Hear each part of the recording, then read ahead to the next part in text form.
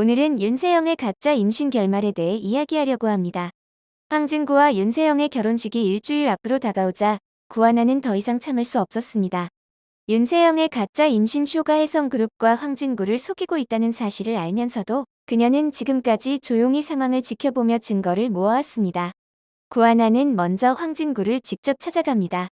그녀는 차분하지만 단호한 목소리로 말합니다.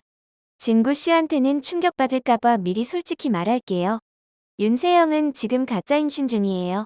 그리고 윤세영은 당신과 결혼해서 혜성그룹의 안주인 자리를 노리는 것뿐만 아니라 혜성그룹의 자금까지 빼돌릴 계획을 세웠어요.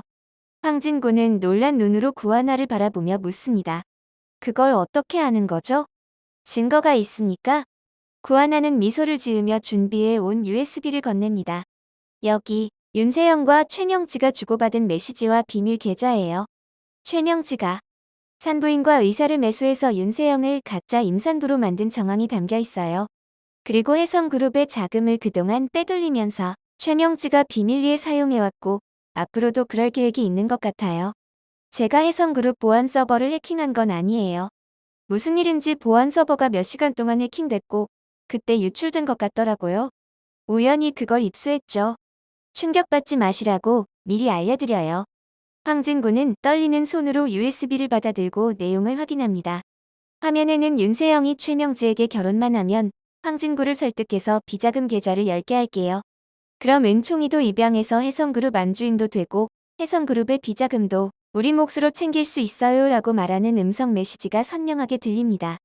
황진구의 얼굴이 점점 굳어지더니 낮은 목소리로 말합니다. 이건 단순한 가짜 임신이 아니군요. 날 완전히 이용하려 했던 거야.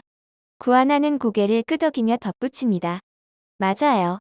하지만 제가 여기서 멈출 생각은 없어요. 윤세영이 결혼식 당일에 스스로 무너지게 만들 거예요. 사장님이 도와주신다면요. 구하나의 새로운 복수 계획은 결혼식 당일에 극적인 반전을 만드는 것이었습니다. 그녀는 황진구와 함께 윤세영을 속이는 연극을 준비합니다. 결혼식 전날 황진구는 윤세영을 찾아가 마지막으로 확인합니다. 세영아, 요새 입덧은 괜찮아? 병원에 다시 한번 같이 가볼래? 윤세영은 당황하며 변명합니다. 진구씨, 그건 다 내가 알아서 할게. 진구씨는 신경 안 써도 돼. 결혼식 당일 웨딩홀이 하객들로 가득 차고 윤세영이 순백의 드레스를 입고 입장합니다. 황진구는 신랑석에서 그녀를 맞이하고 사회자는 결혼 서약을 발표하려고 했습니다. 하객들이 박수를 치며 감동하는 순간 갑자기 스크린이 깜빡이더니 다른 영상이 재생되었습니다. 그건 구하나가 미리 준비한 영상이었고 화면에는 윤세영이 실리콘 복대를 착용하며 최명지와 대화하는 장면이 선명하게 나옵니다. 엄마, 이거 잘 맞지? 진구 오빠가 의심하면 안 되는데. 걱정 마. 의사도 돈으로 매수했으니까 완벽해. 웨딩홀 안이 순간 정적에 휩싸이고 하객들이 충격에 빠진 가운데 구하나가 무대 위로 올라옵니다. 그녀는 차가운 목소리로 말합니다. 윤세영 씨는 그동안 가짜 임신으로 사람들을 속였습니다. 의사의 자백도 있습니다. 초음파 사진은 다른 환자의 것이더군요. 그리고 여기 당신이 최명지와 주고받은 메시지도 공개할게요. 스크린에는 혜성그룹 사기 계획이 담긴 대화가 줄줄이 나타납니다. 윤세영은 얼굴이 하얗게 질린 채로 변명하려 했지만 이미 취재진의 카메라가 그녀를 향해 플래시를 터뜨리며 사건을 생중계로 내보내고 있었습니다. 최명지는 윤세영과 함께 웨딩홀 뒷문으로 도망치려 했지만 구하나가 미리 준비한 보안 요원들에게 붙잡히고 맙니다. 결혼식이 파국으로 끝난 후 윤세영과 최명지가 법적 처벌을 받으며 혜성그룹의 혼란스러운 가운데 구하나가 은총이를 입양하려 시도합니다. 그러자 신여진은 구하나를 불러냅니다. 구하나, 너도 알다시피 은총이는 내 전부야. 내가 그런 계획을 세웠던 윤세영을 무너뜨린 건 잘했지만 은총이가 너한테 너무 집착하고 있어. 이건 건강하지 않아. 그러니까 제발 은총이 곁에서 떠나줘. 구하나는 차가운 눈빛으로 신여진을 바라보며 대답합니다. 회장님, 은총이가 저를 찾는 건 은총이가 저를 진짜 가족처럼 느끼기 때문이에요. 회장님이 은총이를 보호하려는 마음은 알겠지만 은총이를 이렇게 키우는 건 해결책이 아니에요. 신여진은 이를 악물며 말합니다. 그럼 내가 은총이를 해외로 보낼게. 미국에 있는 정신과 전문 클리닉에서 치료를 받게 할 거야. 너와 완전히 분리시키고 새 출발하는 게 최선이야. 구하나는 황진구와 상의하며 새로운 계획을 세웁니다. 진구 씨, 은총이를 이대로 신 회장 손에 맡기면 은총이는 평생 감정 없는 꼭두각시로 살게 될 거예요. 제가 은총이를 데리고 나와서 새로운 환경에서 자립할 수 있게 도와주세요. 황진구는 고개를 끄덕이며 말합니다. 구하나 씨가 은총이를 진심으로 생각하는 건 알겠어요. 하지만 신 회장이 가만히 있지 않을 거예요. 법적 권한도 그녀 손에 있으니 은총이를 데려오려면 명분이 필요해요. 구하나는 미소를 지으며 답합니다. 명분이라면 이미 있어요. 은총이가 아동 우울증을 앓았던 것, 그리고 혼자서 실종될 뻔했던 트라우마를 신 회장이 해결하지 못했다는 증거를 제시할 거예요. 은총이가 불안정하니까 제가 입주 시터로 들어간 걸 증명하면 법정에서 은총이의 보호자로 인정받을 수 있을 거예요. 구하나는 신여진과 정면 대결을 벌이기로 결심합니다. 그녀는 은총이의 심리 상태를 평가한 전문가 의견과 과거 사건의 증거를 바탕으로 법원에 신여진의 양육권을 문제 삼는 소송을 제기합니다. 재판 과정에서 은총이는 직접 증언대에 서게 되고 떨리는 목소리로 말합니다. 할머니도 저를 사랑하고 하나 이모도 저를 사랑해요. 하지만 저는 하나 이모가 제일 좋아요. 하나 이모랑 있을 때가 가장 행복해요. 이 증언은 법정 안을 술렁이게 만들었고 신여진은 충격에 빠집니다. 그녀는 은총이를 잃고 싶지 않았지만 은총이의 진심을 마주하며 자신의 방식이 잘못되었음을 깨닫기 시작합니다. 결국 법원은 은총이의 심리적 안정과 자율성을 고려해 구하나에게 권한을 부여합니다. 신여진은 이를 받아들이지 못하고 항소하려 했지만 황진구의 중재로 구하나와 협력하는 방향으로 선회합니다. 황진구는 신여진에게 말합니다. 회장님, 이건 은총이를 잃는 게 아니라 은총이에게 더 나은 미래를 주는 겁니다. 구하나가 은총이를 잘 보살필 테니 회장님도 그녀를 믿어주세요. 그리고 구하나 씨 옆에서 은총이가 큰다고 해도 은총이가 회장님의 핏줄이고 손자라는 사실은 영원히 변하지 않습니다. 은총이는 언제까지나 회장님의 손자예요. 그리고 은총이가 좀 더 크면 회장님의 든든한 가족이 될 거예요. 그 말에 신여진은 눈물을 흘리며 진정으로 은총이를 위하는 것이 무엇인지 깨달았다. 신여진은 마지못해 동의하고 은총이와의 관계를 새롭게 쌓아가기로 결심했다. 구하나는 신여진에게 다가왔다. 회장님은 밉지만 은총이에게는 하나뿐인 할머니시니까 은총이가 미워하는 걸 원하지 않아요. 은총이랑 지금처럼 사이좋게 지내셨으면 좋겠어요. 언제든 은총이가 보고 싶을 때 만나러 오세요. 그리고 나중에 은총이가 할머니에게 간다고 하면 언제든지 보낼 거예요. 이렇게 은총이는 구하나의 보호 아래 새로운 삶을 시작합니다.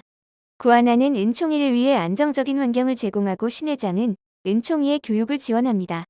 신여진은 여전히 혜성그룹의 회장으로서 영향력을 유지하지만 은총이와의 관계를 회복하기 위해 점차 은총이의 자율성을 존중하는 법을 배워갑니다.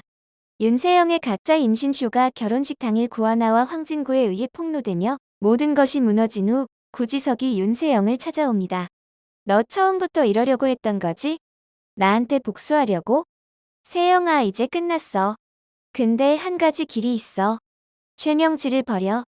윤세영은 당황하며 되묻습니다. 뭐? 엄마를 버리라고? 그게 무슨 소리야? 구지석은 낮은 목소리로 단호하게 설명합니다. 최명지가 너를 여기까지 끌고 온 거야. 그녀가 모든 계획을 세웠고 넌 그냥 따랐을 뿐이라고 증언해. 그러면 너 혼자 감옥에 가지 않아도 돼. 엄마를 버리면 넌 살아날 수 있어. 윤세영은 눈물을 삼키며 구지석을 바라봅니다. 지석아, 엄마가 날 이렇게 만들었어도 나한테 엄마밖에 없었어. 너라면 이해할 거 아냐? 구지석은 그녀의 어깨를 잡고 흔들며 말합니다. 세영아, 정신 차려. 그건 사랑이 아니야. 그러나 윤세영은 그의 손을 뿌리치고 고개를 저으며 물러섭니다. 하지만 엄마를 배신할 순 없어. 구지석의 조언에도 불구하고 윤세영은 최명지를 버리지 않기로 결심합니다. 그녀는 법정에서 모든 책임을 함께 지겠다고 선언하고 최명지와 함께 사기, 문서 위조, 의료법 위반 혐의로 실형을 선고받습니다. 판결이 내려지는 순간 윤세영은 구지석을 찾는 눈빛으로 법정을 둘러보지만 그는 이미 자리를 떠난 뒤였습니다. 감옥에 들어간 윤세영은 최명지와 함께 수감 생활을 시작합니다. 그러나 시간이 지나며 그녀는 엄마의 진심이 자신을 위한 것이 아니었음을 깨닫습니다. 최명지는 감옥에서도 윤세영을 탓하며 책임을 떠넘기고 윤세영은 점점 고독 속에서 구지석의 조언을 떠올립니다. 지석이가 옳았어. 엄마를 버렸어야 했나봐. 하지만 이미 선택은 끝났고 그녀는 남은 형기를 묵묵히 견뎌냅니다. 형기를 마친 윤세영이 교도소 문을 나서는 날, 그녀는 초췌한 모습으로 세상과 마주합니다. 더 이상 의지할 곳 없는 그녀 앞에 구지석이 나타납니다. 그는 따뜻한 눈빛으로 그녀를 맞이하며 말합니다. 세영아, 기다렸어. 잘 버텼네. 윤세영은 눈물을 터뜨리며 그의 품에 안깁니다. 지석아, 내 말 안 들은 내가 바보였어. 엄마 때문에 다 망가졌는데. 널 또 볼 수 있을 줄 몰랐어. 구지석은 그녀를 토닥이며 부드럽게 말합니다. 괜찮아. 이제 다 끝났어. 우리 다시 시작하자. 미국에서 그때처럼. 윤세영은 놀란 눈으로 그를 바라보며 묻습니다. 미국? 뉴욕 말이야? 구지석은 미소 지으며 고개를 끄덕입니다. 그래, 내가 매일 아침 커피 타 주던 그 아파트. 우리가 제일 행복했던 그곳에서 새 출발하자. 거긴 우리 좋은 기억만 있잖아. 윤세영은 눈물을 삼키며 고개를 돌리지만 구지석이 한 걸음 다가가 말을 잇습니다. 내가 너를 다시 일으켜줄게. 원한다면 날 용서하고 다시 시작해보자. 윤세영은 그의 제안을 믿을 수 없다는 듯 바라보다가 결국 무너지듯 그의 품에 안깁니다. 너 때문에 다 잃었는데. 그래도 너밖에 없어. 구지석은 윤세영을 데리고 미국으로 떠납니다. 그들은 뉴욕 맨해튼에 다시 자리를 잡고 과거의 그 아파트를 찾아냅니다. 건물은 여전했고 창밖으로 보이는 센트럴파크의 풍경은 두 사람을 따뜻한 추억 속으로 데려갑니다. 윤세영은 아파트에서 커피를 내리며 말합니다. 지석아, 여기 오니까 진짜 그때로 돌아간 기분이야. 구지석은 그녀를 끌어안으며 대답합니다. 우리 여기서 행복하게 살자. 두 사람은 과거의 상처를 털어내고 뉴욕에서 소박하지만 진정한 삶을 시작합니다. 윤세영은 작은 카페를 열어 자립하고 구지석은 그녀를 곁에서 지지하며 새로운 사업을 모색합니다. 어느 날 센트럴파크를 산책하던 윤세영이 구지석에게 말합니다. 여기서 너랑 같이 있는 게 내가 꿈꿨던 진짜 행복이야. 구지석은 그녀의 손을 꼭 잡으며 웃습니다. 나도 그래, 세영아. 우리 이제 좋은 기억만 만들자. 은총이는 구하나와 행복하게 살고 신회장도 과거를 반성하며 남편과 함께 건강하게 살아가고 구지석과 윤세영도 욕심을 버리고 모두 행복해지는 결말을 맞이하게 되었습니다. 여러분의 의견을 댓글로 남겨주세요. 시청해주셔서 감사합니다.